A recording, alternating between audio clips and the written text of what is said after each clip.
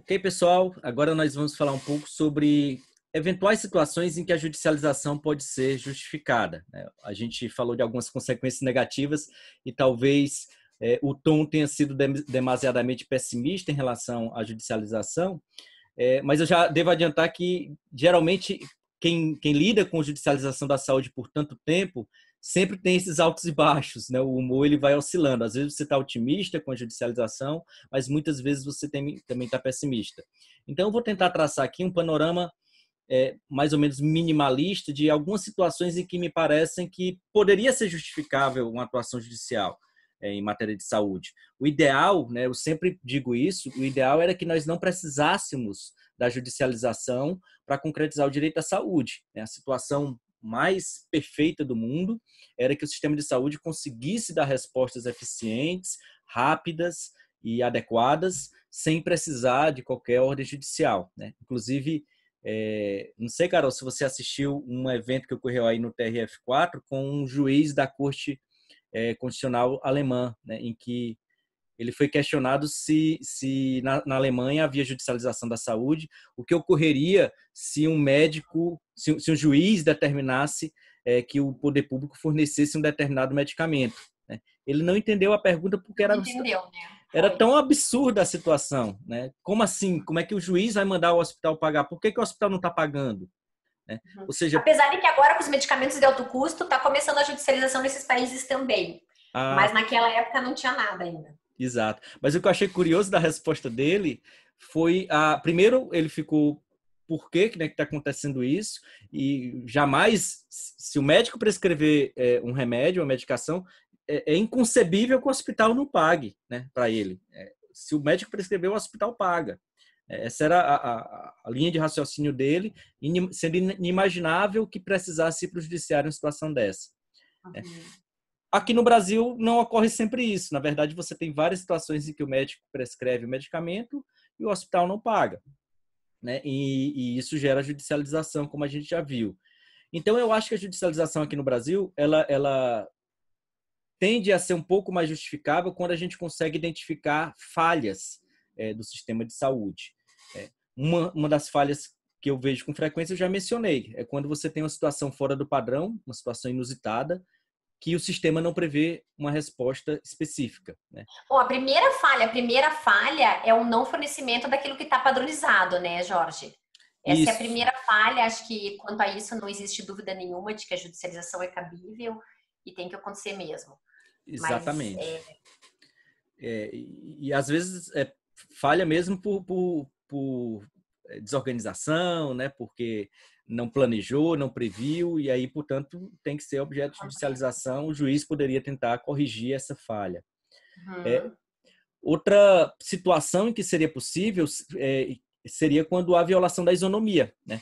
Aqui no Ceará, antes da regulação das cirurgias eletivas, que é recente, tem 2 anos mais ou menos que a gente conseguiu judicialmente fazer uma regulação da fila,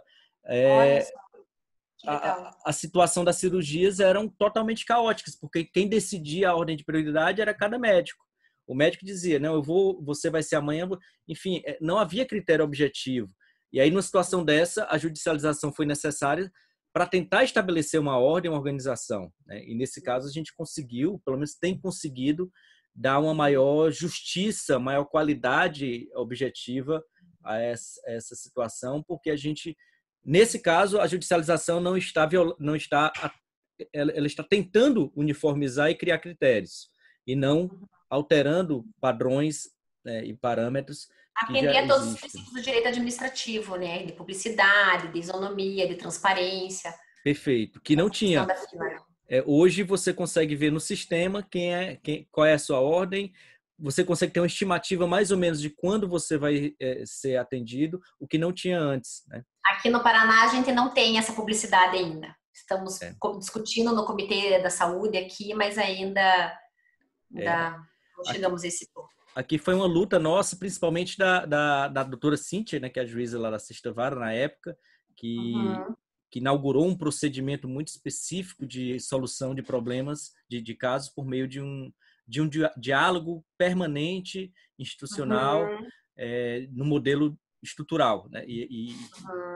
A gente vai até convidar ela para falar sobre esse caso das cirurgias eletivas. Ela vai explicar um pouco o que ela fez. É bem bacana a solução que ela deu para esse caso. Então, quando há violação da isonomia pelo sistema, né, quando o sistema de saúde não adota critérios objetivos, transparentes, né, talvez, nesse caso, a judicialização seja importante para tentar estabelecer uma ordem, para tentar organizar. E também, eventualmente, quando alguns critérios técnicos não estejam sendo observados. É raro que isso ocorra, mas é possível que os gestores deixem de observar critérios técnicos e passem a atuar movidos por razões políticas.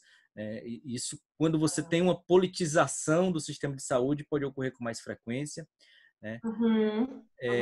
E aí talvez essa seja uma situação em que a judicialização seja possível. Eu vou dar um exemplo, mas é um exemplo um pouco perigoso, porque ele envolve um pouco de componente político, que é aquela questão da pílula do câncer, né? A fosfetanolamina. Pronto, fosfetanolamina.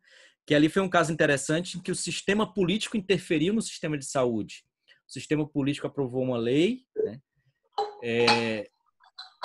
Determinando que o poder público fornecesse a pílula do câncer antes de passar por todos os procedimentos de análise científica e antes do seu devido registro no órgão competente, que é a Anvisa, que a gente vai falar também sobre isso, como se dá esse processo de validação científica de uma nova tecnologia.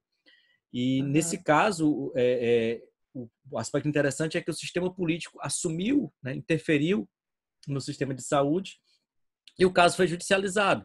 O Supremo Tribunal Federal acabou entendendo que a lei era inconstitucional por violar a autonomia do sistema, né? Por não adotar critérios técnicos. A legislação criou uma política pública sem base científica. E aí, portanto, a meu ver, acertadamente... Pode dizer. Eu acho que nesse processo foi o voto do ministro Barroso, eu acho, em que ele adota uma posição bem diferente em relação aos órgãos Anvisa, técnicos. Né? Isso. É uma decisão. Eu acho que foi o ministro Barroso. Acho que todos eles, nos seus votos, enalteceram a importância de se prestigiar decisões técnicas, científicas, que respeitem a autonomia da ciência, das razões de saúde. Então, esse é um caso, eu acho emblemático, eu gosto muito desse caso pela solução que foi dada, porque foi uma forma em que a judicialização funcionou para ampliar a autonomia do sistema, para proteger o sistema de saúde contra interferências políticas. Né? Então, é um caso muito interessante que eu acho, dentro dessa ideia de que a judicialização pode também ser justificada. E, finalmente, né, um outro tópico que eu gostaria de abordar é uma tendência que a gente tem visto recentemente. Eu mencionei o caso da Sexta Vara, da Cíntia, que tem tentado solucionar vários problemas de saúde de modo dialogal. E outra forma que a gente tem visto isso é que essas soluções mais estruturais, que tentam resolver o problema de modo mais coletivo, elas muitas vezes parecem ser mais justificadas, porque pressupõe uma maior interação, uma maior coordenação e diálogo entre os órgãos responsáveis. Então, pelo menos pela minha experiência que eu tenho visto aqui no estado do Ceará, a gente tem soluções jurisdicionais muito positivas, elogiadas pelos próprios gestores, dentro de um modelo estrutural de solução, né, em que o judiciário ele decide menos, ele toma menos decisões, mas, ao mesmo tempo, tenta impulsionar os órgãos a agirem, né, e tenta encontrar formas de desburocratizar o sistema, de buscar uma maior coordenação entre os vários órgãos, porque é muito difícil você conseguir uma coordenação quando você tem Ministério da Saúde, secretarias de Estado, secretarias municipais, atuando muitas vezes sem uma sincronia, sem uma coordenação.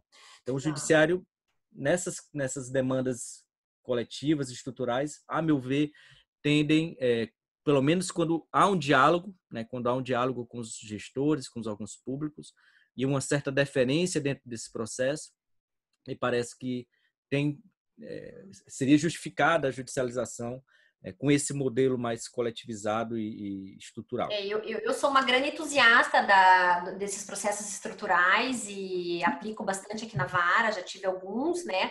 Os coletivos, principalmente, os individuais não dá para fazer a mesma coisa, mas nos coletivos eu sempre junto todo mundo numa mesa e a gente decide em conjunto, analisando os limites e as possibilidades, como dizia meu professor Fachin, atual ministro, os limites e as possibilidades de cada órgão. Então, bacana. E acho que é o que funciona e a decisão que ajuda, a decisão que contribui, né? Eu também tenho essa teoria que, assim, uma teoria, uma constatação que o juiz, tradicionalmente o juiz quer decidir, né? O juiz quer tomar decisões. E às vezes em matéria de saúde o problema não é a tomada de decisão, que é fácil tomar uma decisão, é fácil dar uma canetada mandando o Estado construir 10 hospitais, né? Contratar 200 leitos, 1000 leitos de UTI. É fácil dar uma canetada dessa. A questão é o cumprimento da decisão. E o cumprimento da decisão pressupõe um diálogo, né? Pressupõe uma negociação, uma espécie de reconhecimento de responsabilidades, né? Então, eu brinco que algumas decisões judiciais em matéria de saúde são meramente de papel, né? A gente falava que existem direitos de papel, mas também tem sentenças de papel, sentenças que são lindas, né? São bem fundamentadas, né? Causam apelo emotivo, fazem chorar, empolgam, mas no fundo, não gera consequência nenhuma porque não tem como cumprir, né? São impraticáveis, então são irrealizáveis, né? Então são sentenças que são meramente figurativas, lírica, constitucional, como dizia o Alexis. Então era isso. Mais alguma coisa a gente conclui, né? Acho que é isso. Ok, então perfeito. Até mais, pessoal.